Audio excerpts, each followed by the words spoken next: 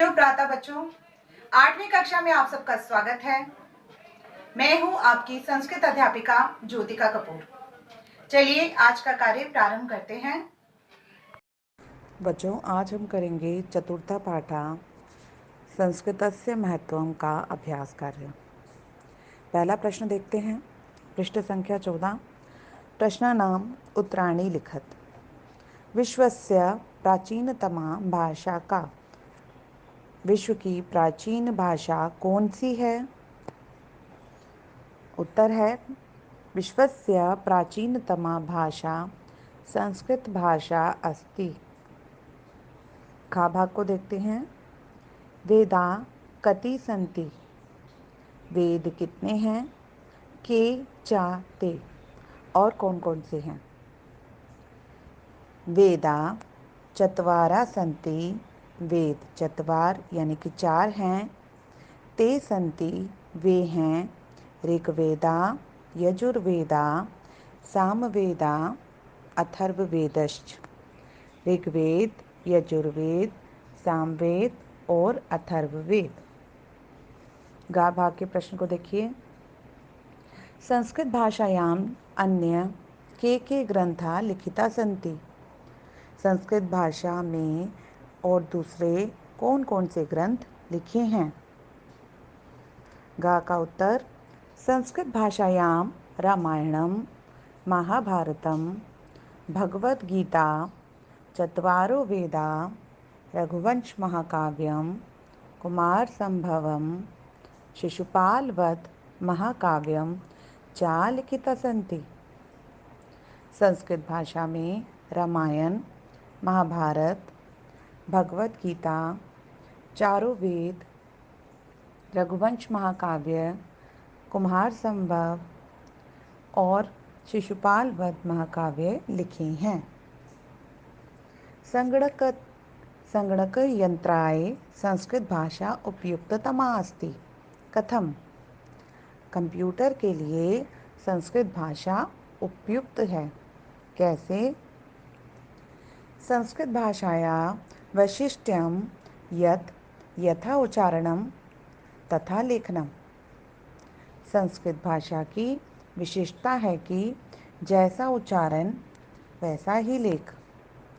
अस्यां भाषायां सवल्पै शब्दै एव विशदतं प्रकटितुं समर्थ्यम् अस्ति।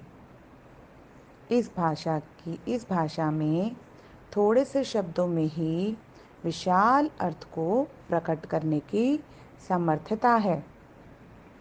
अस्य वैशिष्ट्यद्वयस्य कारणात् संस्कृत भाषा संगणक यंत्राय उपयुक्तमा अस्ति।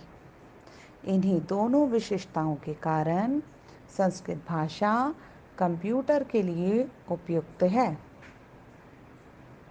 संस्कृतस्य 10 रचनाकाराणां नामानि लिखत। संस्कृत के 10 रचनाकारों के नाम लिखें। संस्कृतस्य प्रसिद्धं रचनाकाराणां नामानि सन्ति वाल्मीकि, व्यासः, भासः, कालिदासः, बाणभट्टः, भवभूति, दंडी, भारवी, माघा, विष्णु शर्मा चा। संस्कृत के प्रसिद्ध रचनाकारों के नाम हैं वाल्मीकि, व्यास, भास, कालिदास, बाणभट्ट, भवभूति, दंडी, भारवी, माघ और विष्णु शर्मा। ये सभी के सभी बच्चों कवियों के नाम हैं। कः ग्रंथः विश्वस्य सर्वासु भाषासु अनुदिता वर्तते। कौन सा ग्रंथ विश्व की सभी भाषाओं में अनुवादित होने वाला सबसे ज़्यादा अनुवादित होने वाला ग्रंथ है? तो उत्तर है इसका पंचतंत्र ग्रंथः विश्वस्य सर्वासु भाषासु अनुदितः वर्तते। पंचतंत्र का ग्रंथ विश्व की सभी भाषाओं में सबसे ज़्यादा अनुवादित होने वाला ग्रंथ है। भाग 2 को देखते हैं। एतेषां शब्दानां विभक्तिम वचनम लिंगतम चा लिखत। इन शब्दों की विभक्ति, वचन और लिंग को लिखिए। अस्याम द्वितीय विभक्ति है बच्चों, इसमें एक वचन और स्त्रीलिंग है। भाषायाम पंचमी विभक्ति है, एक वचन और स्त्रीलिंग है इसमें। रचना द्वितीय विभक्ति है बच्चों, एक वचन स्त्रीलिंग शब्द है ये। काव्यानि प्रथमा विभक्ति बहुवचन नपुंसकलिंग शब्द है। संस्कारा प्रथमा विभक्ति बहुवचन नपुंसकलिंग पुल्लिंग शब्द है बच्चों ये। सूत्र सप्तमी विभक्ति लगी है इसमें, आपको बताया हुआ है छोटी ए की मात्रा जिसमें लगेगी वो सप्तमी विभक्ति होती है और एक वचन और पुल्लिंग शब्द है ये। सूक्तया प्रथमा विभक्ति है, बहुवचन और स्त्रीलिंग शब्द है ये। विकासः प्रथमा विभक्ति एक वचन पुल्लिंग शब्द है। अब आते हैं बच्चों प्रश्न नंबर 3 पर। यहाँ कुछ शब्द दिए, हमें इनका संधि विच्छेद करना होगा। तो देखिए पहला शब्द है अस्यामेव। तो यहाँ पर आप देख रहे हो अस्याम जमा एव, हमने इसका विग्रह किया, जब इसको हमने तोड़ा तो ये बना अस्याम जमा एव। सर्वे अपि, सर्वे अपि में आपको देख रहे हैं आप पूर्व रूप संधि लगी है, तो सर्वे जमा अपि हमने इसको पृथक किया। समर्थ्यम अस्ति, समर्थ्यम जमा अस्ति दीर्घ संधि का उदाहरण है। इदानीम जमा अपि, ये भी आपका दीर्घ संधि का उदाहरण है। स्वीकृतमस्ति, ये भी आपका दीर्घ संधि का उदाहरण है। अस्याम एव, ये भी आपका दीर्घ संधि का उदाहरण था बच्चों। आइए अगले प्रश्न पर, प्रश्न नंबर 4। अधा प्रदत्ता नाम संयोगम कुरुत। ये नीचे दिए गए शब्दों को संयोग करें, यानी कि आप इनको जोड़ करके लिखें।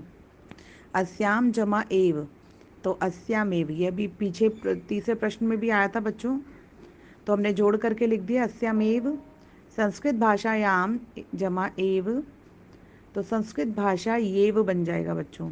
जब हम आ, छोटा आ और ए इनका समायोजन करते हैं तो येव शब्द, या में ए की मात्रा लगती है बेटा, छोटी ए की मात्रा। स्वीकृतम अस्ति, स्वीकृतमस्ति।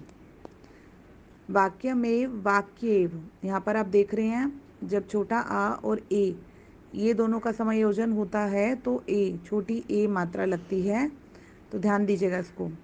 आगे देखिए अस्याम जमा एव, अस्यामेव, आखिरी का जो वर्ण होता है उसके ऊपर ए की मात्रा लग जाती है बच्चों। इदानीम जमा अपि, इदानीम अपि। आगे देखिए प्रश्न नंबर 5 पे, प्रत्ययांतम पदम निर्मितः, प्रत्ययों के अंत में पद को निर्मित करें। तो ये प्रत्यय लगाने हैं और हमें शब्द का निर्माण करना है बच्चों। पठ जमा तुमुन, पठितुम। आप सभी को पता है तुमुन प्रत्यय जब भी किसी भी धातु के साथ लगता है तो तुम शब्द पीछे लग जाता है, ठीक है, और इसका अर्थ बनेगा पढ़ने के लिए। पठ जमा अनियर, पठनीय, पढ़ने के योग्य, ठीक है, पठनीय पढ़ने की योग्य।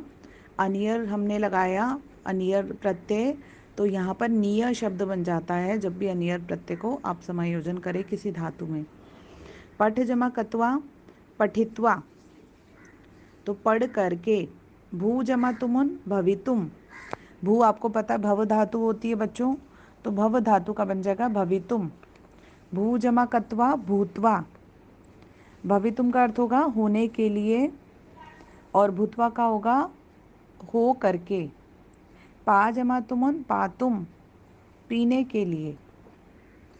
बढ़ जाते हैं छठे प्रश्न की ओर। उचित मेलनम कुरुत, उचित मेल करना है हमें।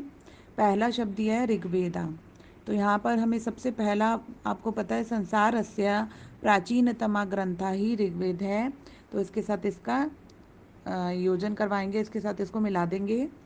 संगणकस्य कृतः उपयुक्तमा, कंप्यूटर के लिए सबसे उपयुक्त है। तो क्या है, हमने बार बार पढ़ा है पाठ में, संस्कृत भाषा कंप्यूटर के लिए सबसे उपयुक्त है, तो इसको इसके साथ मिला देंगे।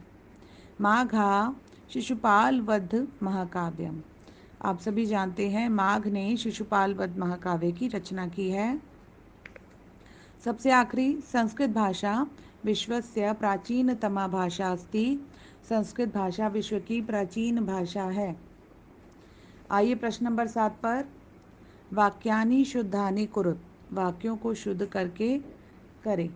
पहला है सा मानवताम कृते कार्यम कुर्वन्ति, वह मानवता के लिए कार्य कर रहे हैं। बच्चों यहाँ कर्ता स है यानी एक वचन में और क्रिया बहुवचन में दे रखी है, तो आपने क्या करना है, क्रिया भी कर्ता के अनुसार एक वचन में करनी है। तो वाक्य बनेगा सा मानवताम कृते कार्यम करोति। अगले वाक्य को देखिए, संस्कृत भाषा सरलम मधुरम चास्ति।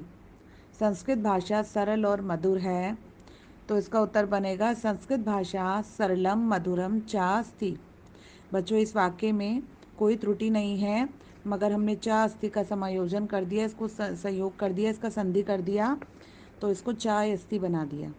गा भाग को देखिए, संस्कृतस्य प्रयोगा संपूर्ण देशा भवन्ति।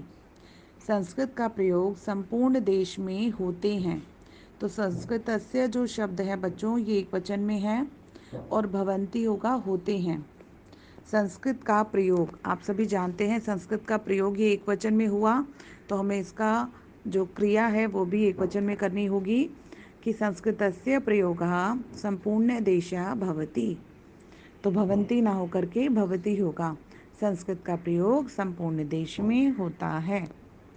आखिरी वाक्य को देखिए, बहवा कव्या इदानीमपि काव्यम करोति। बहुत सारे कवि इसी प्रकार के काव्य करता है। यहाँ पर बहुत सारे कवि बहुवचन में है कवि, और क्रिया जो है वो एक वचन में है, तो हमने क्रिया को भी कर्ता के अनुसार बहुवचन बनाना होगा। तो वाक्य बनेगा बहवा कव्या इदानीमपि काव्यम कुर्वन्ति। बहुत सारे कवि इसी प्रकार काव्य को कर रहे हैं। तो यानी कि यहाँ पर बच्चों हमारा 7वां प्रश्न समाप्त होता है और हमारा सारा अभ्यास कार्य समाप्त हुआ। आपका गृह कार्य है कि आपने ये प्रश्न उत्तर को अपनी अपनी कार्य पुस्तिका में पूर्ण करना है और ये सारा कार्य अपनी अपनी पुस्तकों में पूर्ण करना है। तो आज के लिए इतना ही बच्चों, धन्यवाद।